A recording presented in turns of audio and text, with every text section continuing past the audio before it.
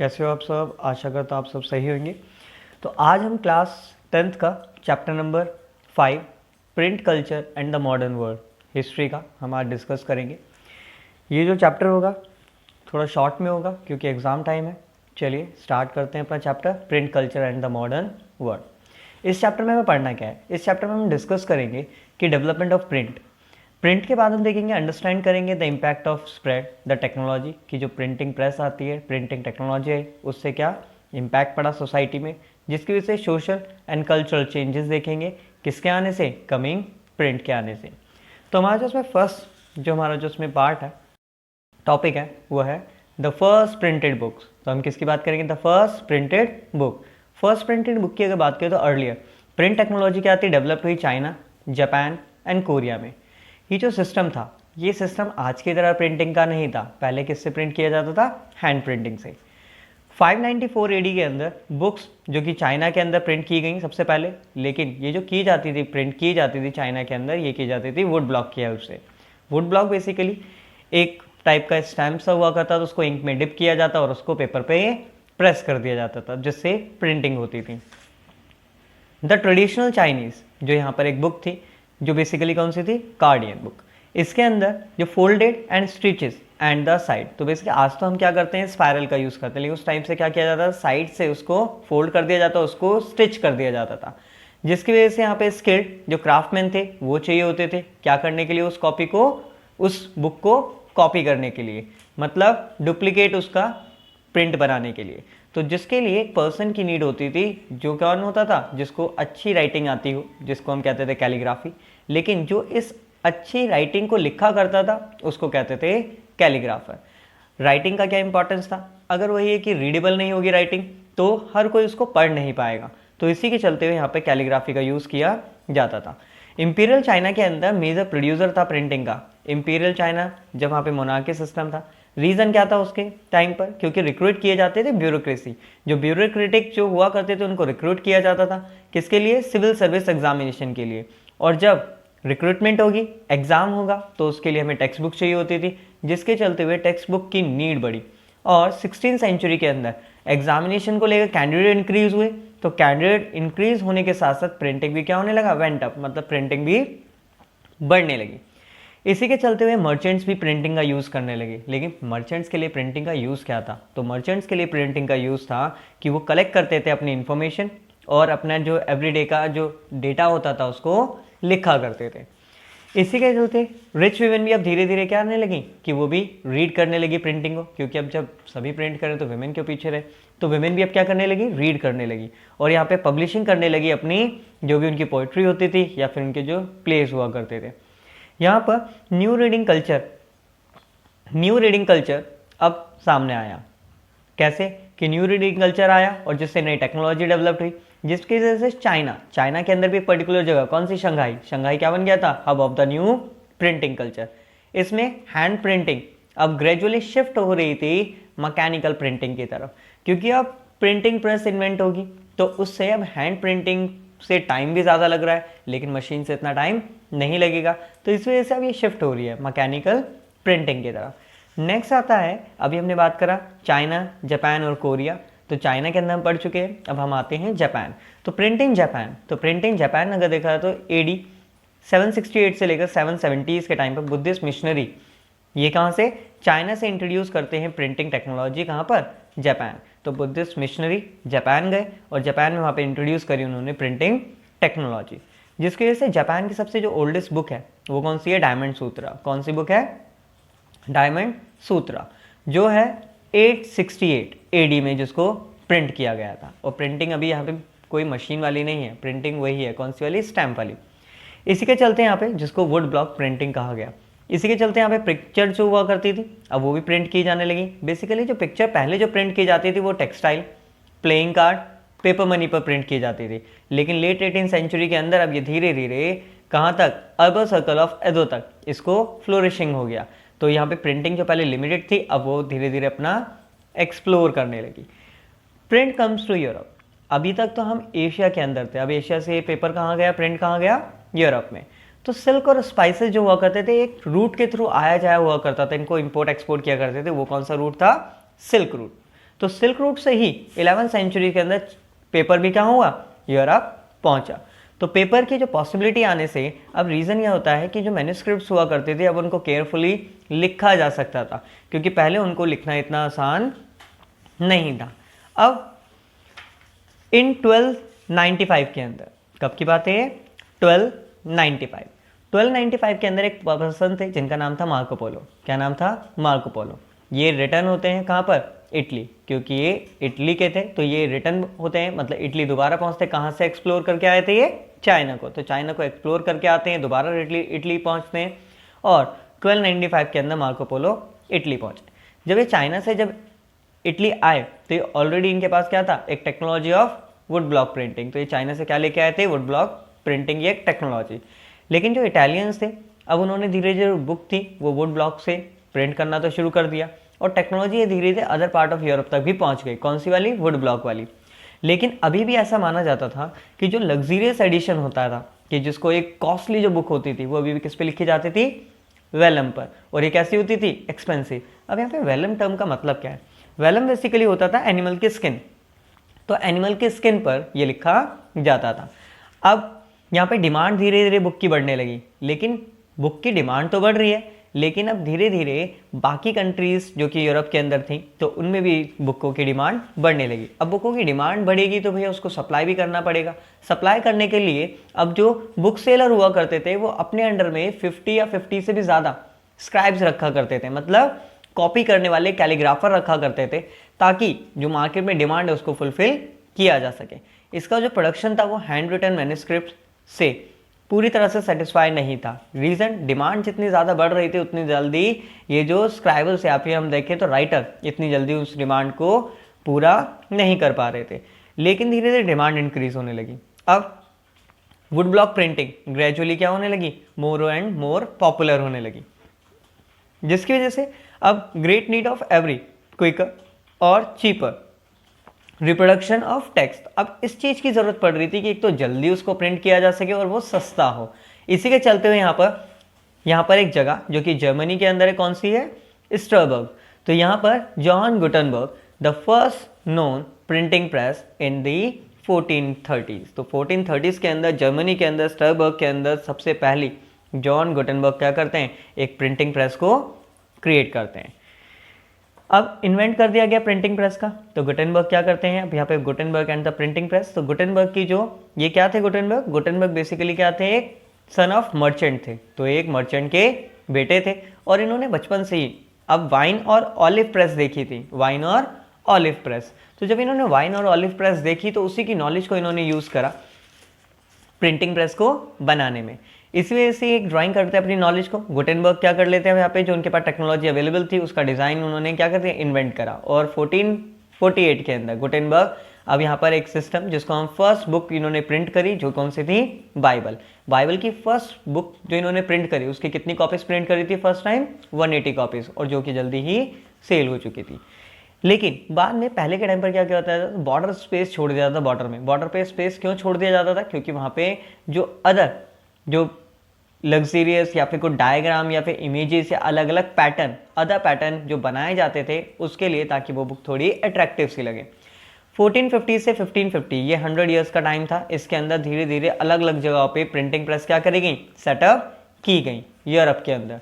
अब ये जो प्रिंटिंग प्रेस की अगर बात करें तो गुटेनबर्ग ट्रैवल करते अलग कंट्रीज में, अलग अलग कंट्रीज में जाते और वहाँ पर हेल्प करते, स्टार्ट करते न्यू प्रेस को, जिसकी वजह से बाकी लोगों को क्या मिल सके कि यहाँ पे जो प्रेस है उस प्रेस से हेल्प मिले, ताकि वो भी अब यहाँ पे अपनी जगहों पर प्रिंटिंग प्रेस लगा सके और प्रिंट कर सके, और मार्केट में जो डिमांड थी प्रिंटिंग की उसको फुलफिल किया जा सके।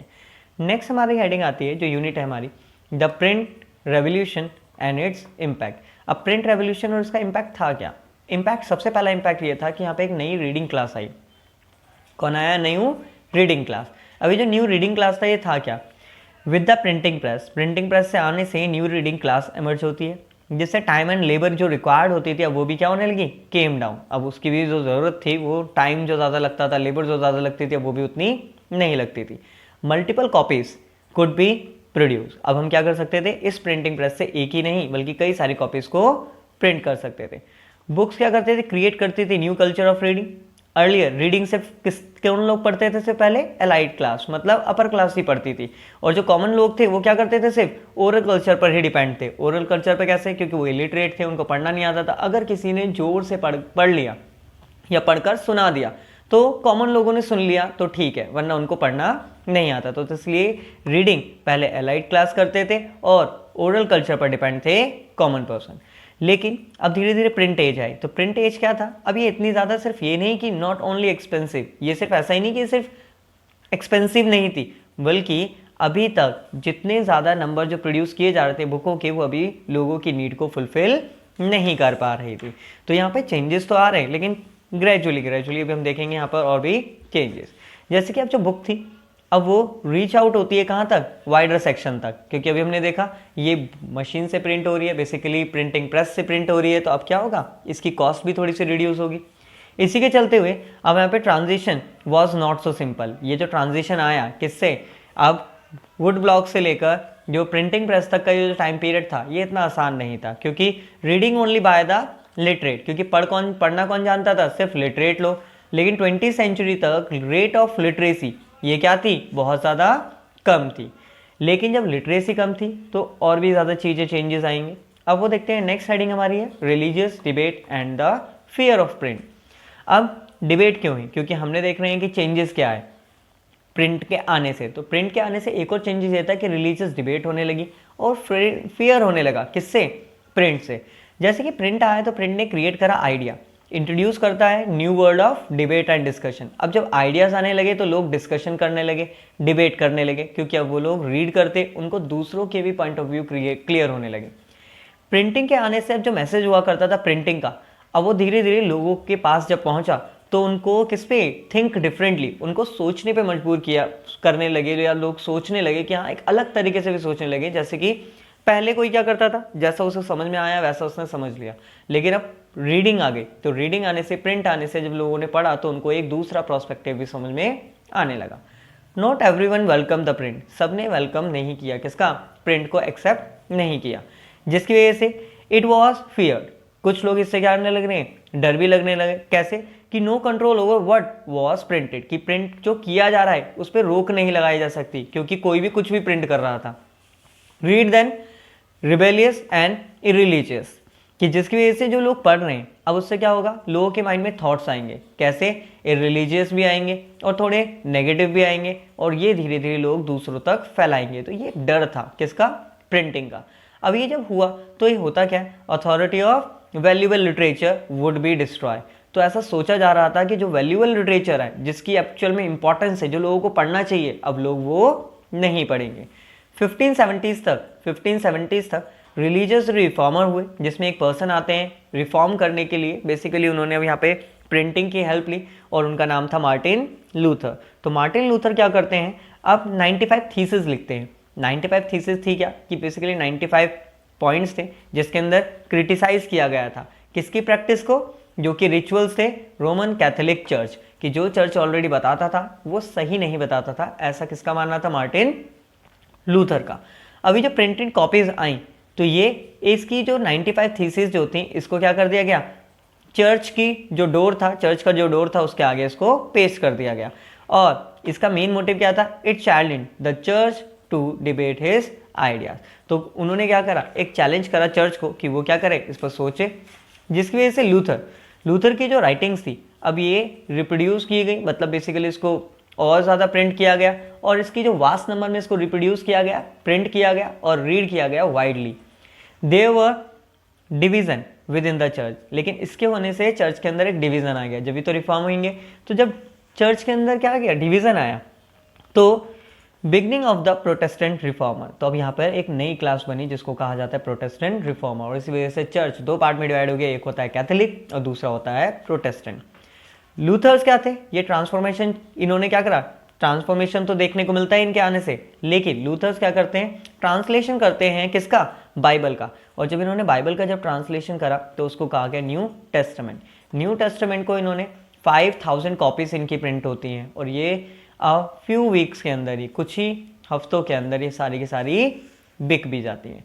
लूथर कहते हैं print is the ultimate gift of God. तो ये बेसिकली प्रिंट क्या है, एक गॉड का गिफ्ट है जिसकी हेल्प से हम क्या कर सकते हैं, चेंजेस ला सकते हैं। लेकिन चेंजेस जब लाएंगे तो भैया उस पर लेकर अब प्रॉब्लम्स भी आएंगी। तो अब यहाँ पर प्रिंट को लेकर अब किस तरह से चेंजेस होते हैं वो देखते हैं।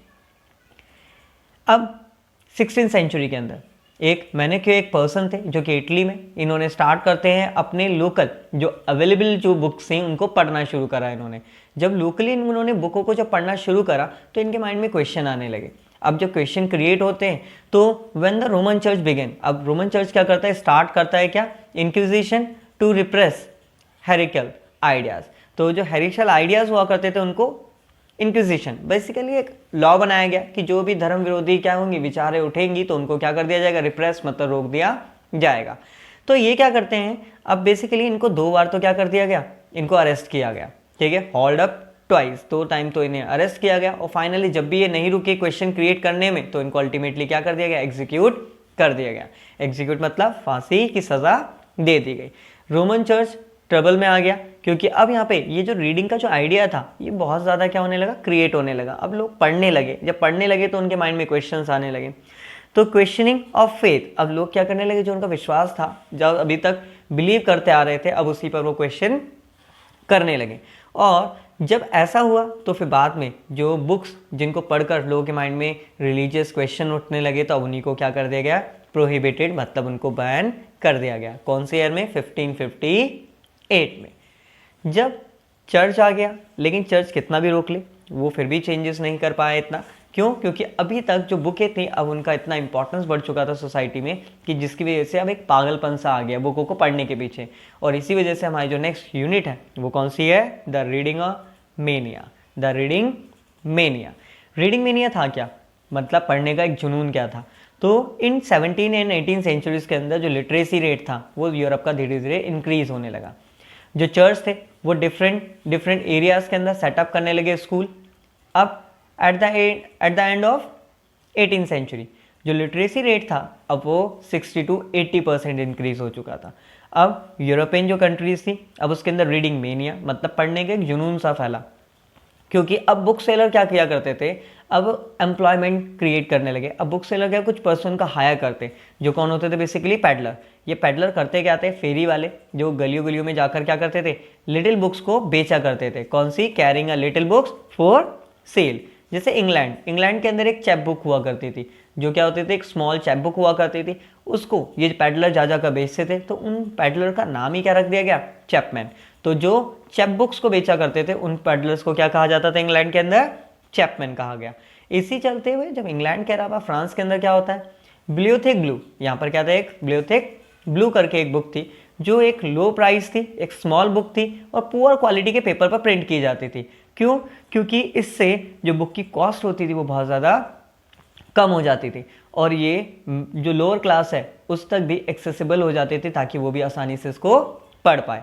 इसी के चलते यहाँ पर ये लो प्राइस हुआ करती थी, ये पुअर क्वालिटी पे प्रिंट किया जाता था और ये कवर की जाती थी एक ब्लू चीप पेपर से, इसलिए इसका नाम क्या था, ब्लियोथिक ब्लू था। अब यहाँ पे धीरे धीरे प्रेस डेवलप्ड हुई, कब, 18 सेंचुरी के अंदर। कौन सी, पीरियोडिकल मतलब बेसिकली यहाँ पे मैगजीन प्रिंट किए जाते थे जिसमें आपको एक वीकली इन्फॉर्मेशन मिल जाती थी। न्यूज़पेपर और जर्नल भी प्रिंट किए जाते थे, इसके अंदर इन्फॉर्मेशन होती थी वॉर की, ट्रेड की, डेवलपमेंट अदर पार्ट्स या फिर प्लेसेस की, कि अलग अलग जगह पे वॉर क्या हो रहा है, ट्रेड से रिलेटेड इन्फॉर्मेशन, डेवलपमेंट क्या हो रहा है, इन सभी से रिलेटेड इन्फॉर्मेशन को दी जाती थी। इससे अब आइडिया आने लगा। जब आइडिया आया तो अब इससे प्रिंटिंग क्या होने लगी कि ideas of scientist and philosopher. अब जो फिलोसोफर, जो साइंटिस्ट होते थे, जो उनकी बातों को पहले कोई नहीं समझ पाता था या लोगों तक पहुंच नहीं पाती थी, अब प्रिंटिंग के हेल्प से ये भी कॉमन लोगों तक एक्सेसिबल होने लगी। जैसे न्यूटन पब्लिश देयर डिस्कवरी, कि उनकी जो न्यूटन की जो डिस्कवरीज होती थी अब वो भी पब्लिश की जाने लगी थी, जिसमें थॉमस, वॉल्टेयर, रूसो, ये भी वाइडली प्रिंट किए जाने लगे और रीड किए जाने लगे। जब वाइडली रीड करेंगे, प्रिंट करेंगे तो ऑब्वियस सी बात है अब ये क्रिटिसाइज किया जाने लगा। किसको क्रिटिसाइज कर रहे हैं, सोसाइटी के अंदर जो पावर है, कौन सी पावर, मोनार्कियल पावर, या फिर जो हमारे चर्च जो गलत तरीके से इंफॉर्मेशन स्प्रेड कर रहे थे अब उनको। जिसकी वजह से यहाँ पे अब आता है framework therefore tyrants of the world. अब ये था क्या, ये एक स्टेटमेंट थी। इसका मतलब क्या था कि मिड 18 सेंचुरीज के अंदर जो बुक थी, अब उनका मेन क्या था, वो स्प्रेड कर रही थी प्रोग्रेस एंड एनलाइटमेंट। किसको स्प्रेड कर रही थी बुक्स? प्रोग्रेस को, क्योंकि अब लोग रीड कर रहे थे तो डेवलपमेंट आ रहा था, लोगों के माइंड में चेंजेस आ रहा था। अब एनलाइटमेंट मतलब नॉलेज भी स्प्रेड हो रही थी। बहुत लोगों का तो बिलीव था books could change the world, book क्या कर सकती हैं, वर्ल्ड को चेंज कर सकती हैं। कैसे चेंज कर सकती हैं? डेस्पोटिज्म को लिबरल सोसाइटी में, कि जो डेस्पोटिज्म है इसको हटाया जा सकता है और लिबरल सोसाइटी लाई जा सकती है। जिसकी वजह से यहाँ पे क्या थे, लुइस सेबास्टियन मर्सियर, तो यहाँ पे एक नॉवलिस्ट थे, 18 सेंचुरी की बात है। फ्रांस डिक्लेयर कर देता है the printing press the most powerful engine. तो बेसिकली क्या है, प्रिंटिंग प्रेस क्या है, सबसे पावरफुल है, जिसमें प्रोग्रेस एंड पब्लिक ओपिनियन, और ये क्या कर सकता है, इस प्रिंटिंग की आंधी में, प्रिंटिंग की आंधी का मतलब क्या है कि विल स्वेप ये डेस्पोटिज्म अवे, कि मतलब हम क्या कर सकते हैं, ये जो आंधी जो आ रही है प्रिंटिंग की, इसके अंदर हम डेस्पोटिज्म को, मतलब जो हमारा जो गवर्नमेंट है उसको भी हम हटा सकते हैं, निरंकुश शासन को हटा सकते हैं। पावर ऑफ प्रिंट, प्रिंट की अगर हम बात करें तो एनलाइटमेंट आता है। पावर ऑफ प्रिंट क्या है, ये एनलाइटमेंट मतलब नॉलेज तो देगा ही देगा, और जो डेस्पोटिज्म है उसका बेस भी डिस्ट्रॉय कर देगा, destroying the basis of despotism. अब यहाँ पे जो मर्सियर होते हैं प्रोक्लेम करते हैं वही स्टेटमेंट जो हमने अभी पढ़ी थी, और ये कहते हैं कि अब यहाँ पे वर्चुअल राइटर्स आने लगे। अब वो उनका मेन मोटिव क्या था कि जो हमारी गवर्नमेंट है उसको यहाँ से हटाना। Print culture in the French revolution, next हमारा आता है कि कल्चर के आने से, प्रिंट के कल्चर के आने से अब फ्रेंच रेवोल्यूशन कैसे स्टार्ट हुआ।